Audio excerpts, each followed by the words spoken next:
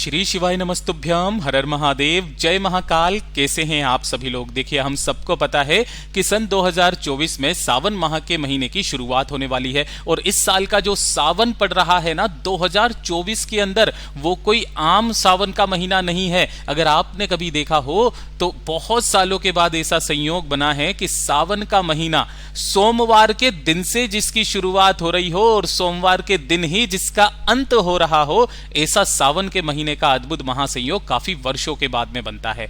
इस बार का जो सावन 2024 है वो 22 जुलाई 2024 सोमवार के दिन से स्टार्ट हो रहा है और 19 अगस्त 2024 को समाप्त हो रहा है, जिस दिन रक्षाबंधन है, श्रावण पूर्णिमा का दिन भी है। और इस बार के ये जो सावन का महीना है, पूज्य गुरुजी ने कहा सावन शुरू होने से पहले एक काम आप सभी लोग कर लेना, चाहे कितनी भी बड़ी आपकी कामना क्यों ना हो, पूरी जरूर होगी। हम सबको पता है कि सावन का जो महीना होता है ये भगवान शिव को समर्पित होता है और जितने भी शिव भक्त होते हैं वो बड़े ही जोर शोरों से पूरे साल भर इस सावन के महीने की शुरुआत करते हैं। ऐसा कहा जाता है कि देवशयनी एकादशी के बाद में जब भगवान श्री हरि नारायण विष्णु जी शयन मुद्रा में चले जाते हैं, तब संपूर्ण सृष्टि का भार देवादिदेव महादेव जी के कंधों पर होता है, उनके परिवार के कंधों पर होता है। और इसी समय पर जो महादेव हैं वो बिल्कुल शांत भाव में होते हैं, मृत्यु लोक में आते हैं और उनके जो भक्त हैं उनके द्वारा किए गए उपायों से, व्रत से, उनकी भक्ति से प्रसन्न होकर के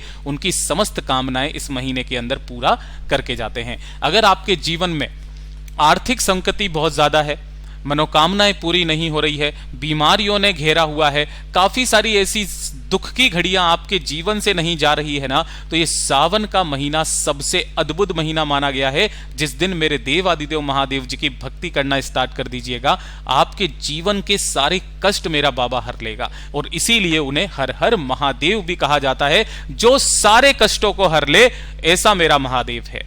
बस कुछ एक नियम है इस वाले महीने के, वो आपको याद रखने हैं। कौन कौन से ऐसे दिन हैं जिन्हें हमें बहुत ध्यान से याद करके रखना है, महादेव की भक्ति करनी है, उनको ध्यान से सुनते चले जाना। एक एक करके सारी बातों पर हम बात करने वाले हैं। सबसे पहले तो ये वाली बात कही गई है कि ये जो सावन का महीना होता है ना, तो जितने भी शिव भक्त हैं अगर वो किसी भी तरीके का व्रत करते हैं, महादेव की भक्ति करते हैं, तो वो इस पूरे महीने में सिर्फ सात्विक भोजन का ही आहार करें। किसी भी तरीके का लहसुन, प्याज वगैरह इस तरीके की चीजों को ग्रहण नहीं करना है। हम सब चीजों के बारे में बात करेंगे, हम व्रत के बारे में भी बात करेंगे। अगर आप किसी और तरीके का व्रत करते हैं तब आपको किस तरीके से इसमें हैंडल करना है, सारी बातें आज की इस वीडियो में करेंगे।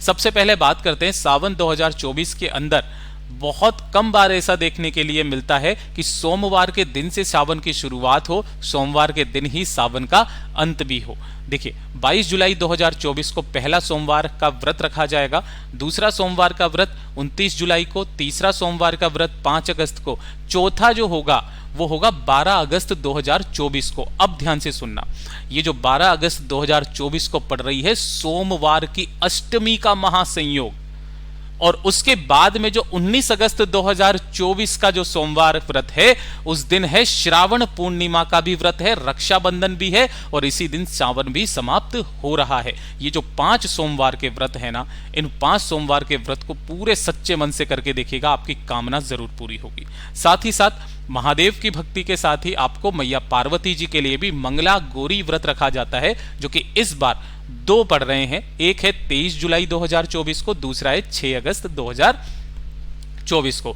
श्रावण एकादशी की बात करी जाए तो 2 एकादशी इस पूरे महीने में पड़ती है, जिसमें से पहली एकादशी 31 जुलाई 2024 को है कामिका एकादशी व्रत, और जो दूसरा है वो है 16 अगस्त 2024 पुत्रदा एकादशी।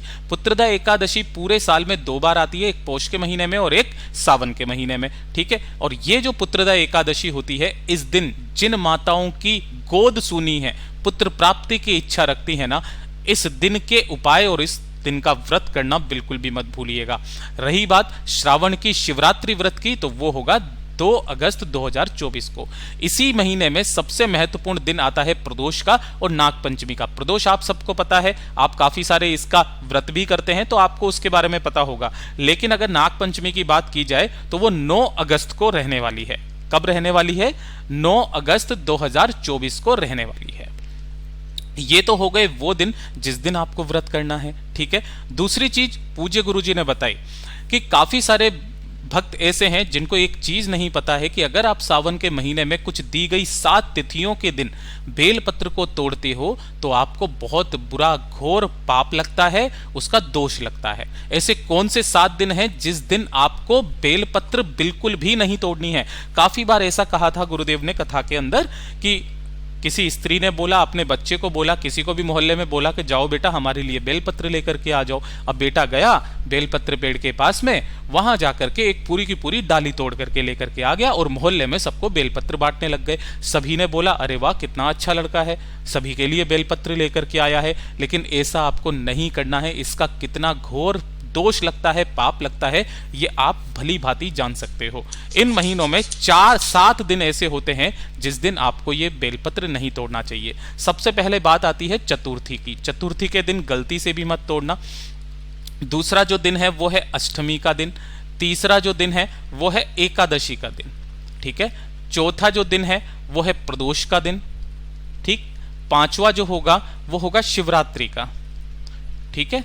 छठा होगा पूर्णिमा का और 7वां जो होगा वो होगा अमावस्या का।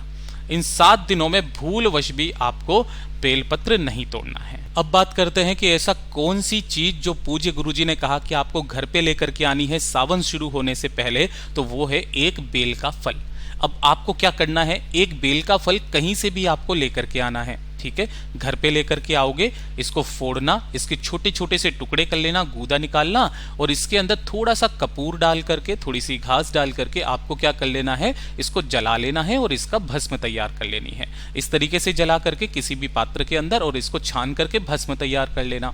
भस्म तैयार करने के पश्चात आपको इसी भस्म को एक सफेद कपड़े के अंदर बांध लेना है। कैसे करके बांधना है इस चीज का ध्यान रखना। जो आपका सफेद कपड़ा होना चाहिए ना, वो एकदम जो जालीदार होता है ना, इस तरीके का होना चाहिए। इतना भी जालीदार नहीं कि सारी भस्म बाहर आ जाए, है ना। ऐसा सूती कॉटन का जो कपड़ा होता है ना, उसके अंदर से बांधना है ताकि जब आप उसको थपथपाओ तो उसके अंदर से भस्म बाहर आ सके। इस तरीके का आपको सफेद रंग के कपड़े में उस भस्म को रख करके और उसकी एक पोटली बना लेनी है, ठीक है। इस पोटली से ही आपको इस उपाय को करना है। महादेव के मंदिर में जब भी आप सावन के सोमवार के दिन जाओगे, जो कि सावन का पहला ही दिन पड़ रहा है, उस दिन जब आप जाओगे 1 लोटा शुद्ध जल लेकर के ना, तो भोले बाबा की शिवलिंग के पास जाके उत्तर दिशा नॉर्थ डायरेक्शन की तरफ मुख करके सबसे पहले आपने जो एक पोटली बनाई है, सफेद पोटली, उससे आपको महादेव की शिवलिंग पर इस बेल का जो फल है उसकी भस्म का शिवलिंग का अभिषेक करना है।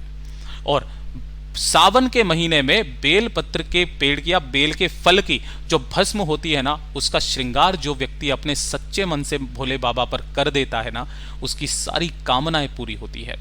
अगर आपके पास में इतनी भस्म ना भी हो तो पूज्य गुरुजी ने कहा कि अगर आपको अपनी बंद किस्मत खोलनी है, आपकी तकदीर बदलनी है, अगर आपका भाग्य साथ नहीं दे रहा, तो अपने दाहिने हाथ की बीच की 3 उंगलियों पर उस भस्म को लगा करके शिवलिंग के ऊपर इस तरीके से त्रिपुंड बनाना और उन्हीं तीनों उंगलियों को अपने मस्तक पर फेर लेना। बेल के फल की भस्म की ये 3 उंगलियां आपकी पूरी किस्मत को बदलने की शक्ति रखती है। आपको सावन के जितने भी सोमवार पड़े, इस बार के 5 सोमवार, 5 सोमवार के दिन ये वाला उपाय जरूर करना है और फिर देखिएगा आपकी जितनी भी कामनाएं होंगी पूरी जरूर होगी। साथ ही साथ पूज्य गुरुजी ने मनोकामना पूर्ति के लिए 2 लोटे जल वाला उपाय भी बताया था। इस वाले उपाय को कैसे करना है कि सावन के जितने भी दिन हैं, 22 जुलाई से लेकर के 19 अगस्त तक आपको इस तरीके से 2 पात्र लेने हैं। कितने पात्र लेने हैं? 2 पात्र। जरूरी नहीं है कि आप दोनों ही तांबे के लो, है ना, कोई से भी आप 2 पात्र ले लीजिए। दोनों ही पात्रों में आपको जल भरना है, ठीक है ना। और इन दोनों पात्रों को लेकर के डेली भोले बाबा के मंदिर में जाना है, शिवलिंग के पास में। उत्तर दिशा नॉर्थ डायरेक्शन की तरफ तो मुख करके आप खड़े हो जाओगे। दोनों हाथों में एक एक लोटा आपको पकड़ना है और एक साथ भोले बाबा की शिवलिंग पर एक साथ दोनों लोटों से आपको जल समर्पित करना है। ओम नमः शिवाय, श्री शिवाय नमस्तुभ्यम पंचाक्षरी मंत्र या षडाक्षरी मंत्र का स्मरण करते हुए 22 जुलाई से लेकर के 19 अगस्त तक ये जो सावन के महीने के दिन हैं, जो व्यक्ति इस उपाय को कर लेता है, भोलेनाथ पर 2 लोटे जल समर्पित कर देता है, मेरा भोले बाबा उसकी सारे कष्टों को खत्म करता है, उसकी सारी कामनाओं की पूर्ति करता है। पूज्य गुरुजी हमेशा कहते हैं कि अगर आप सावन के महीने में भोले बाबा को प्रसन्न कर लेते हो ना, तो आपकी चाहे कितनी भी बड़ी कामना क्यों ना हो, पूरी जरूर होगी। अब बात करते हैं कि सावन के सोमवार के व्रतों की। देखिए, अगर आप सावन के सोमवार के व्रत हमेशा से करते हुए आए हो ना, तो आपको हमेशा सावन के सोमवार के व्रत ही करने हैं, ठीक है। लेकिन अगर आपने बीच में कोई पशुपतिनाथ व्रत का निर्णय ले लिया है ना, पशुपतिनाथ का व्रत कर रहे हो, 1 या 2 सोमवार आपके हो गए, ठीक है। अब तीसरा सोमवार जो पड़ रहा है या चौथा सोमवार जो पड़ रहा है, वो कौन सा पड़ रहा है? सावन का सोमवार, और आप सावन का सोमवार भी करते हो, तब आपको पशुपतिनाथ व्रत को बीच में रोक देना है। उसके बाद में सावन का सोमवार आपको करना है। जब सावन के सारे सोमवार खत्म हो जाए, उसके बाद से फिर से वापस, जैसे कि 2 पहले हो गए थे, फिर तीसरा आपको इस महीने के बाद से तीसरा पशुपतिनाथ के सोमवार का व्रत, चौथा और 5वां, इस तरीके से आपको करना है। अगर आप सावन के सोमवार के व्रत करते हो तो, अगर नहीं करते हो तो आप अपना पशुपतिनाथ व्रत जो है वो कंटिन्यू रख सकते हैं। पूज्य गुरुजी ने जैसा अपनी कथाओं में बताया, वैसा आसान भाषा में आपको बताने का प्रयास किया। वीडियो पसंद आया हो तो लाइक जरूर करना, चैनल को सब्सक्राइब जरूर कीजिएगा।